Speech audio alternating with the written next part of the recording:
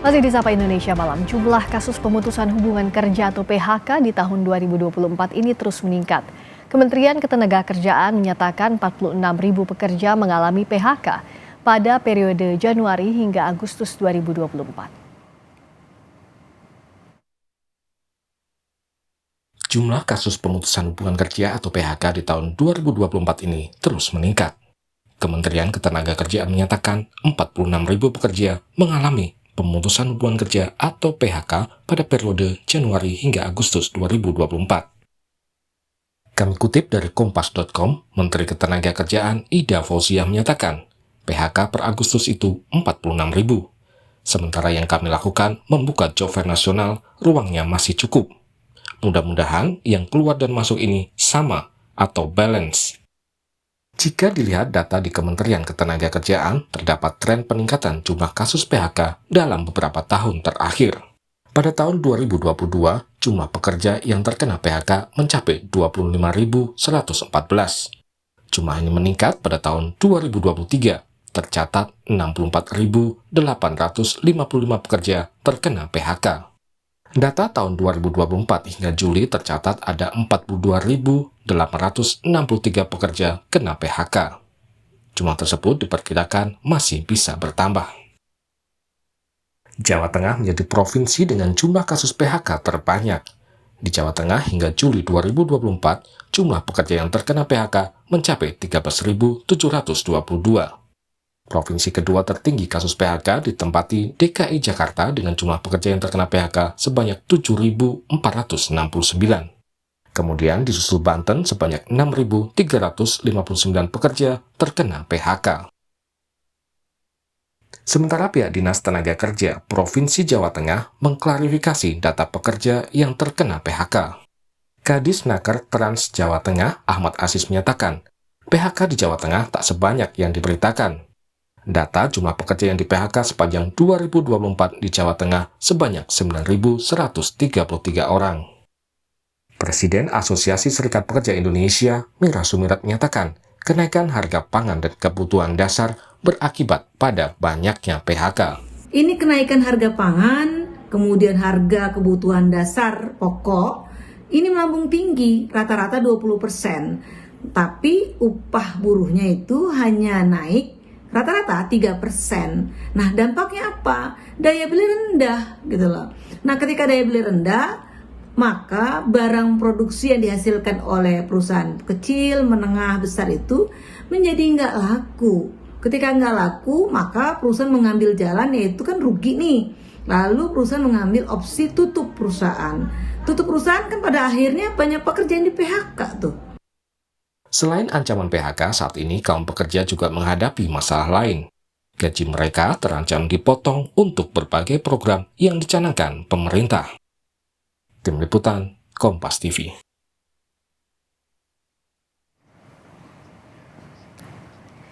Mengapa jumlah kasus PHK akhir-akhir ini terus meningkat dan bagaimana pemerintah mengatasi persoalan ini? Kita bahas bersama Dirjen Pembinaan Hubungan Industrial dan Jaminan Sosial Tenaga Kerja, Kementerian Ketenagakerjaan Indah Anggoro Putri, dan Presiden Asosiasi Serikat Pekerja Indonesia, Mira Sumirat. Bu Putri, selamat malam. Bu Mira, selamat malam.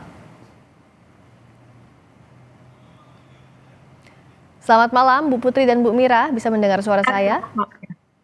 Ya, selamat malam Mbak Priska. Selamat malam, saya ke Bu Putri dulu. Jadi sebenarnya apa yang jadi faktor jumlah pekerja yang kena PHK ini terus meningkat? Tadi ada di beberapa provinsi, apakah masalahnya sama? Kalau dari laporan yang masuk ke kami dan kami kompilasi dari dinas-dinas tenaga kerja di seluruh Indonesia ya, baik provinsi maupun kabupaten kota, dapat kami klasifikasikan bahwa perusahaan yang melaksanakan terpaksa melakukan PHK adalah pertama karena mereka masih terdampak dari pasar global dan regional yang belum kondusif untuk barang-barang atau produk mereka, terutama yang orientasi ekspor, terutama lagi adalah untuk industri tekstil, garmen dan alas kaki. Yang kedua, mereka melakukan PHK itu juga karena mereka baru saja bangkit dari COVID-19, kemudian tidak mampu untuk bersaing karena ada perubahan gaya hidup konsumen, ya, perubahan channel-channel marketing dan penjualan. Mereka belum siap dan belum dapat beradaptasi untuk itu sehingga mereka melakukan efisiensi. Nah, salah satunya adalah dengan melakukan PHK. Itu Mbak Priska yang dapat kami Iya. kompilasi dari berbagai laporan. Kita ambil sampel data di Jawa Tengah misalnya yang paling banyak pekerjanya kena PHK. Tadi diklarifikasi bahwa ada 9.133 orang yang di PHK kalau kata pihak Dinas Tenaga Kerja Provinsi Jawa Tengah. Tapi kalau kita lihat Jawa Tengah ini kan upah buruh sudah rendah. Tapi nyatanya masih tetap banyak juga PHK. Padahal beberapa waktu ini kan kita tahu pro kontra yang muncul adalah upah murah jadi salah satu solusi. Tapi nyatanya tidak. Ini kenapa bisa terjadi, Bu? Karena mayoritas di Jawa Tengah yang melakukan PHK adalah industri tekstil, garmen dan alas kaki. Itu yang tercatat di kami. Jadi dari kalau per Agustus 2024 46.000 lebih orang ter-PHK, itu hampir 60% adalah pekerja dari sektor industri tekstil garmen. Sebagian besar produk mereka tidak dapat diterima atau belum dapat diterima di pasar luar negeri karena beberapa pasar ekspor mereka, tujuan ekspor mereka juga masih dalam keadaan ekonomi yang belum baik. Kemudian yang kedua juga persaingan di dalam negeri. Jadi itulah kenapa Jawa Tengah masih mendominasi jumlah PHK sampai dengan akhir Agustus. Kalaupun ada perbedaan data, tapi tetap Jawa Tengah masih menjadi tertinggi. Ya. Demikian, Mbak. Kalau dari kacamata pekerja seperti apa Bu Mirah yang jadi penyebab banyaknya PHK yang dirasakan oleh kawan-kawan?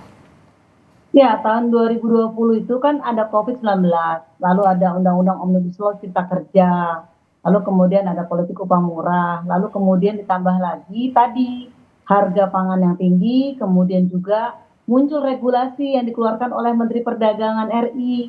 Kalau nggak salah itu Permendak nomor 8 tahun 2024 yang buka keran impor tuh. Nah, salah satu yang di Jawa Tengah itu dampaknya tadi Indonesia membuka keran impor dari produk tekstil itu sehingga banjir yang namanya tekstil-tekstil dari luar yang harganya lebih murah dibandingkan dengan tekstil kita. Coba tengok di pasar-pasar modern yang ada di Jakarta, itu harga baju batik tuh yang dari impor itu bisa 15.000 sampai 30.000. Nah, produk yang lokal kita kalah saing tadi katakan Bu Dirjen. Dan itu lagi-lagi gara-gara regulasi yang dikeluarkan betul-betul tadi malah menguntungkan para pengusaha luar gitu dengan pengusaha lokal kita. Padahal kalau kita manfaatkan dari Bu Dirjen, Bu Putri menyampaikan bahwa buyer yang di luar sana juga dalam kondisi yang belum stabil, tapi sesungguhnya bisa dimanfaatkan dengan pasar domestik kita yang sungguh luar biasa besar. Nah, tadi pemerintah malah membuka keran impor tadi gitu loh. Coba kalau diprotes, artinya pengusaha kita bisa memasarkan produknya itu di lokal gitu loh, tanpa tadi kalah saing dengan harga, dengan kualitas yang sama. Itu salah satu. Kalau tadi yang disampaikan Bu Putri, Bu Dirjen itu, tadi Jawa Tengah ya.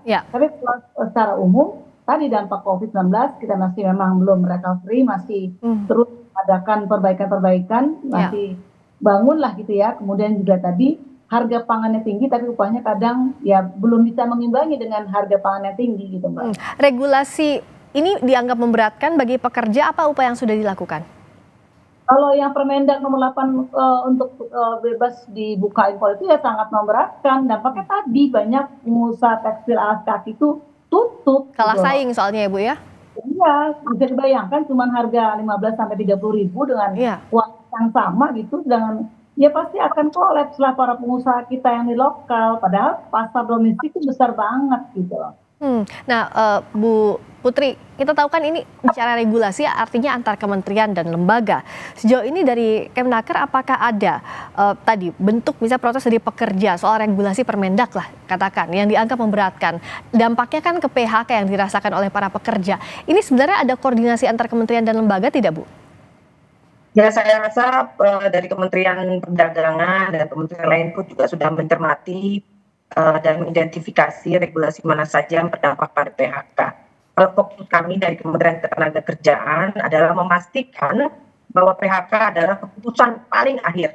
Jika ada jalan lain, maka itu yang kami sarankan. Dan kalaupun terpaksa dilakukan PHK, kami memastikan PHK sesuai prosedur, harus ada sosialisasi kepada pekerja sebelum dilakukan atau dieksekusi PHK, dan yang berikutnya adalah hak-hak pekerja harus terpenuhi.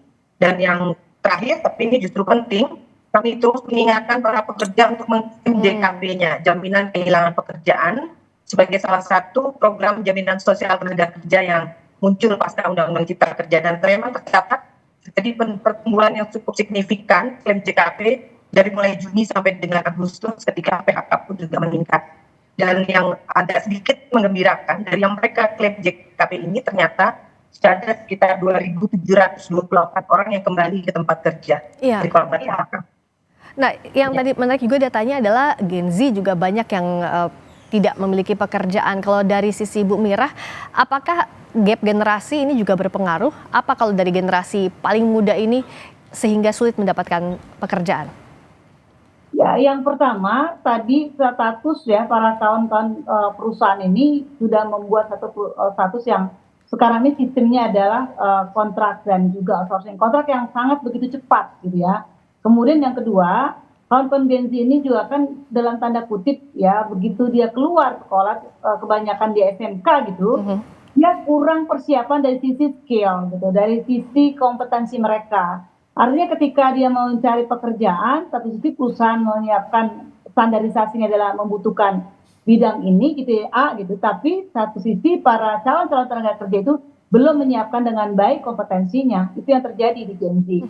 Dan banyak juga kawan-kawan Gen Z ini yang dalam tanda kutip gitu ya, mereka tadi tidak berupaya untuk melakukan perubahan-perubahan dari sisi sektor industri. Tapi saya mau menyampaikan juga kepada Bu Dirjen gitu ya, kerjasama atau koordinasi antara kementerian terkait seperti Kementerian Industri, Kementerian Perdagangan, Kementerian Tenaga Kerja, memang saya lihat dari sisi kacamata luas itu memang agak kurang. Sehingga yang dilihat adalah Kementerian Tenaga Kerja ini jadi dalam tanda kutip dijadikan seperti faktor yang disalahkan gitu loh. Ya, bahwa PHK banyak ini adalah kesalahan Kementerian Tenaga Kerja. Saya kira ini saya meluruskan bukan itu. Jadi artinya di kementerian seperti perdagangan dan industri harusnya itu betul-betul membuat keputusan regulasi, betul-betul berkoordinasi secara intens dengan Kementerian Tenaga Kerja. Kementerian Tenaga Kerja itu cuma cuci piring kotor lah dari mereka-mereka yang melakukan Kalau Bu Putri, sebenarnya kalau tadi pertanyaan yang sama soal generasi Z dulu, kenapa angka penganggurannya atau angka tidak mendapatkan lapangan kerjanya ini cukup tinggi? Apa yang dianalisis? Lulusan sekolah formal ternyata memang masih belum bisa memenuhi kebutuhan kesempatan kerja yang sekarang dibarengi dengan pertumbuhan teknologi digitalisasi yang sangat pesat. Untuk itu maka kami dari Kemnaker sendiri merespon dengan terus menggenjot pelatihan-pelatihan vokasi melalui BLK kami dan bekerja dengan lembaga pelatihan vokasi. Saya juga mengimbau sebenarnya Gen Z ini kalau lulus sekolah ataupun dari universitas itu kan sebenarnya ya alhamdulillah kalau bisa langsung bekerja, tapi kalau ternyata pasar kerjanya belum membutuhkan atau ada skill yang belum ketemu gitu ya dengan tuntutan dari dunia kerja, tolong juga mau atau bersedia di top up skillnya, terutama pelatihan vokasi atau keterampilan. Karena ini yang memang sekarang paling banyak dibutuhkan oleh pasar kerja, dan kita juga terus dorong untuk mereka datang ke balai-balai latihan kerja, balai-balai latihan vokasi yang dapat diikuti pelatihan secara hybrid, baik datang secara langsung maupun mengikuti pelatihan secara online. Nah, kalau dari Bu Mira, apa sebenarnya yang diharapkan dari ini kan butuh koordinasi pemerintah, juga para pekerja membutuhkan jaminan agar PHK di kemudian hari tidak semakin banyak, apalagi kebutuhan harganya juga semakin meningkat. Tentu ini akan menyulitkan. Apa yang diharapkan dari Anda, Bu Mira? Ya, yang pertama harapan kami adalah pemerintah hentikan untuk membuat satu regulasi yang artinya akan merugikan kawan-kawan pekerja buruh dan secara umum rakyat Indonesia ya. Tolong hentikan. Kedua, fokus saja pemerintah untuk turunkan harga. Jadi saat ini memang harga yang tinggi, kemudian subsidi kan banyak yang dihilangkan, subsidi untuk rakyat. Mulai subsidi listrik, kemudian subsidi BBM itu sudah mulai bukan perlahan lagi dihilangkan, terutama yang 440 volt ya, itu betul-betul dihilangkan. Padahal rakyat kita masih membutuhkan itu, terutama rakyat pedesaan. Lalu yang ketiga, harapan saya sih pemerintah ajak dialog bersama gitu loh, ketika membuat satu keputusan jangan ngambil sepihak. Panggillah perwakilan pengusaha, terutama pemerintah juga menjadi petengahnya, kemudian juga perwakilan pekerja. Kita harus mendapatkan solusi yang terbaik dalam hal tadi mencari saran-saran lah ya, minta arahan atau pendapat dari kawan-kawan pengusaha maupun juga pekerja ketika sebelum mengeluarkan satu regulasi untuk rakyat. Dan kalau dari Kementerian Tenaga Kerja, apa yang bisa dilakukan untuk berkolaborasi? Tadi sisi regulasi dengan antar kementerian ini juga bisa lebih terkoordinasi. Berikutnya soal tenaga kerja juga agar kita berharap jangan sampai ada korban PHK semakin besar di kemudian hari. Kami sebenarnya dengan arahan Bu Menteri Ketenagakerjaan Bu Ida Fauzia kami merespon Mbak. Sejak Juni itu ada pertumbuhan sampai Juli Agustus ada pertumbuhan angka PHK yang cukup signifikan. Kami melaksanakan katakan misalnya job fair melalui Naker Fair seminggu lalu tanggal 26 sampai 29 Agustus di Jakarta. Itu kami buka lowongan 176.000 pekerja.